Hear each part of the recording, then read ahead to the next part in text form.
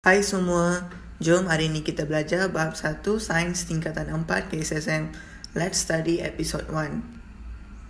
So, untuk subtopik pertama, kita ada peralatan perlindungan diri, bermaksud kelengkapan yang diperlukan untuk memberikan perlindungan kepada pemakaiannya daripada bahaya. So, first kita ada goggle.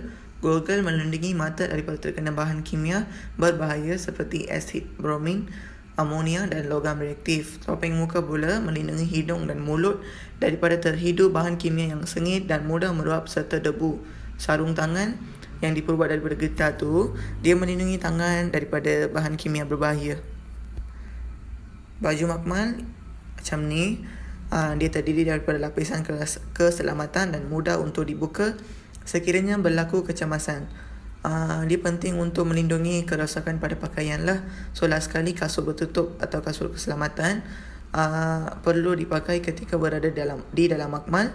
Fungsinya biasa untuk melindungi kaki kita daripada tumpahan bahan kimia dan serpihan kaca. So peralatan perlindungan diri di dalam makmal, first kita pernah tahulah ni, kita pernah nampak di dalam makmal sekolah kita, kabut asap ataupun dipanggil sebagai fume chamber. Biasa digunakan untuk menjalankan eksperimen yang menggunakan bahan yang mudah meruap, mudah terbakar, beracun, mengakis dan berbau.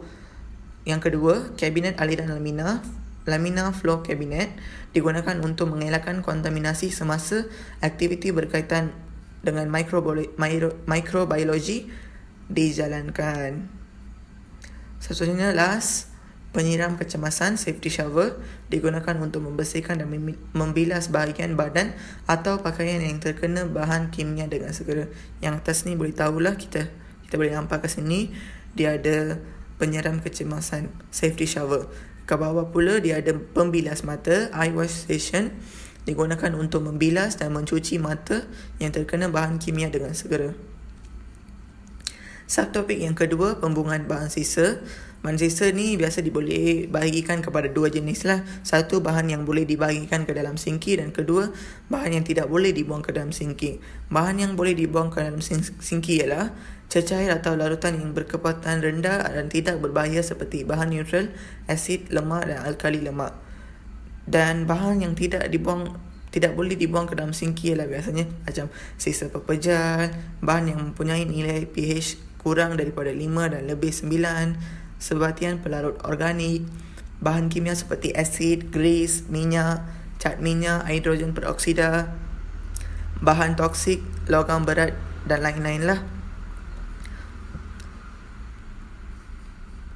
Seterusnya, bahan sisa dia ada 4 kategori, A, B, C dan D. So untuk kategori A, jenis bahan sisa biologi adalah peralatan tajam, contoh macam picagari, jarum, bilas scalpel.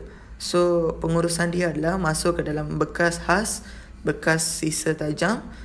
Seterusnya tidak di autoclave, dan last sekali bekas disimpan di tempat yang selamat sebelum dilepaskan. Untuk kategori B pula, jenis bahan sisa biologi ialah pepejal tidak tajam seperti sarung tangan, tisu medium culture. Pengurusannya, bungkus dan masuk ke dalam beg plastik biobahaya di autoclave dan dimasukkan ke dalam tong biobahaya lah. Untuk kategori C pula, jenis bahan sisa biologi adalah bangkai dan organ seperti contohnya haiwan makmal dan haiwan uji gaji. Untuk pengurusan ni, dia perlu dibalut dalam bahan penyerap seperti kertas tisu, dibungkus rapi di dalam beg plastik biobahaya dan disejuk beku sebelum dilepaskan. Dan last sekali, kategori D, jenis bahan sisa biologi adalah cecair. Contohnya darah, siram, semua cecair kan. So untuk pengurusan itu, D-nya kontaminasi secara autoclave, dilepaskan secara terus dalam sistem kumpulan melalui sinki makmal atau tandas. So ini jadual lah untuk kategori bahan sisa dan contoh dan pengurusan sisa biologi. So kita kena tahulah, lakukan pengasingan sisa di puncanya dengan betul. Kategori bahan sisa dia ada 3 kategori. Sebenarnya ada 4 sampai D, tapi ke sini ada 3 kategori lah. Kategori A disimpan sementara di tempat yang berselamat. Kategori B pula dimasukkan ke dalam beg di autoclave sekali bocor dan di autoclave suhu 121 Celsius, tekanan 15 PSI 20 minit. Kategori C dibungkus dengan cermat dan disimpan sementara di dalam penyejuk beku. Dan seterusnya kan, dia sisa yang boleh kontaminasi dimasukkan ke dalam beg biobahaya. Dan last sekali, sisa yang telah dibungkus itu dilabelkan dan dimasukkan ke dalam tong biobahaya. Tong biobahaya disimpan sementara dalam keadaan selamat, terkawal dan disejukkan sebelum perlepasan berpusat dijalankan. So inilah carta ahli prosedur operasi standard pelepasan bahan sisa biologi. Sumber adalah Pengurusan Makmal, Jabatan Kimia, Fakulti Sains UTM. Seterusnya, langkah mengurus kemalangan di dalam makmal. Contohnya kan, semasa menjalankan eksperimen di makmal kita, rakan kita tertumpah sejenis bahan kimia ke atas meja. Apa yang kita perlu lakukan? Kita first jangan panik. Segera memberitahu guru atau pembantu makmal. Seterusnya, jadikan kawasan tumpahan sebagai kawasan larangan. Bermaksud kawasan yang tumpahan itulah dijadikan sebagai kawasan larangan. Kita tak boleh pergi sana, tak boleh berdekat-dekat dengan kawasan sana. Lepas tu, sekat tumpahan daripada merebak menggunakan pasir untuk membentuk sempadan. Membentuk sempadan lah, dia kena menggunakan pasir. Dan selepas tu, kaut tumpahan bahan kimia, buang dengan selamat. Untuk termometer yang jatuh dan pecah akan mengakibatkan tumpahan merkuri. Merkuri ni sangat bahaya kawan-kawan. So keracunan merkuri berlaku apabila seseorang tersentuh atau berlaku peresapan melalui kulit tertentu. Merkuri boleh menyerang sistem saraf, saluran pencernaan, sistem pembiakan dan ginjal. Oleh itu, cara mengendalikan merkuri dengan selamat perlu dititik beratkan. Apa yang kita perlu lakukan apabila berlaku tumpahan merkuri di dalam makmal sekolah kita? First, sama juga macam tadi, segera memberitahu guru atau pembantu makmal. Jadikan tumpahan sebagai kawasan berlarangan, tak boleh berdekat-dekat. Tabur serbuk sulfur ya kawan-kawan. Tadi itu lain, sekarang kita kena tabur serbuk sulfur untuk menutupi tumpahan. So last sekali kita kena hubungi Jabatan Bomba. Subtopik 1.3, pemadam kebakaran. Kita ada 4 jenis. First, jenis air berwarna merah ya labelnya. Ini untuk memadamkan kebakaran melibatkan bahan pepejal seperti kain, kertas dan kayu. Yang kedua, jenis buih berwarna label krim, memadamkan kebakaran melibatkan bahan pepejal seperti kayu dan kertas, serta jenis cecair atau gas yang mudah terbakar seperti minyak, cat dan gas asli. Jenis yang ketiga adalah karbon dioksida berwarna label hitam, memadamkan kebakaran yang melibatkan peralatan elektrik, gas dan wap. Last kali, servo keringnya. Ini special case sebab kita boleh memadamkan semua jenis kebakaran. Biasa kita boleh nampak dekat semua kedai-kedai rumah, sekolah ya, berwarna label warna biru.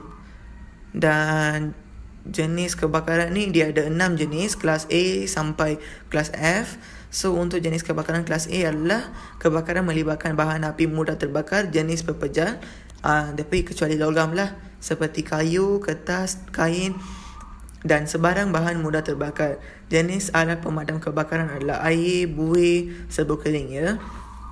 Dan seterusnya kelas B. Untuk kelas B, dia kebakaran melibatkan jenis cecair seperti petrol, kerosin, diesel, cat, varnish dan lain-lain. Contohnya adalah buih, serbuk kering, karbon dioksida. So untuk kelas C, kebakaran melibatkan gas seperti gas LPG, NLG, oksigen dan lain-lain ya. Dikatakan sebagai serbuk kering, karbon dioksida. Untuk kelas D, dia kebakaran melibatkan logam seperti magnesium, aluminium, natrium, kalium dan sebagainya. Jenis alat adalah serbuk kering. Untuk kelas E, kebakaran melibatkan peralatan elektrik. Seperti yang kita tahu, serbuk kering dan karbon dioksida saja boleh digunakan untuk memadamkan api yang melibatkan peralatan elektrik.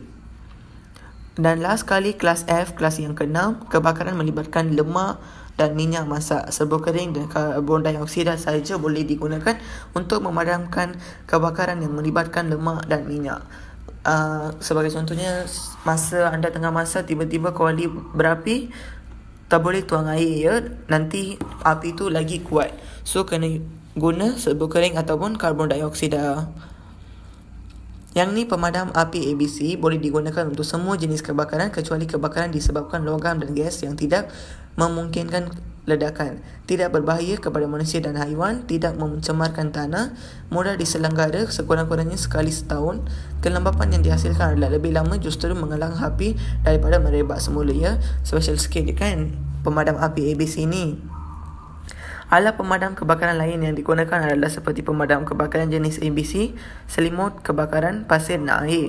Pasir boleh digunakan untuk memadam kebakaran awal. Air pula digunakan untuk memadam kebakaran kecuali kebakaran yang berpunca daripada minyak. Kebakaran yang berpunca daripada minyak kita tak boleh guna air, nanti api itu terlalu kuat lagi. Seperti yang di sini, pasir boleh digunakan untuk memadamkan kebakaran awal. Ya, betul. So yang ni seperti yang kita tahu, selimut kebakaran boleh nampak dalam makmal sekolah kita, diperbuat daripada 2 lapisan gentian kaca. Dalam ni ada 2 lapisan gentian kaca, mampu memadamkan api yang kecil atau sederhana yang susah dipadamkan oleh air. Memadamkan api pada badan mangsa dengan menyelimut badan mangsa. Yang ni pun very helpful untuk kita. Dan last sekali, kaedah penggunaan pemadam kebakaran. First, untuk yang sistem ni kita panggil sebagai PASS, PASS. First, kita kena tanggalkan alat keselamatan daripada pemadam api. Acurkan muncung alat ke pangkal api dan tekan tukil atas alat pemadam. Semburkan ke arah api dengan cara menyapu. So, inilah sistem PASS. Itu saja. Jumpa lagi dalam episod yang kedua.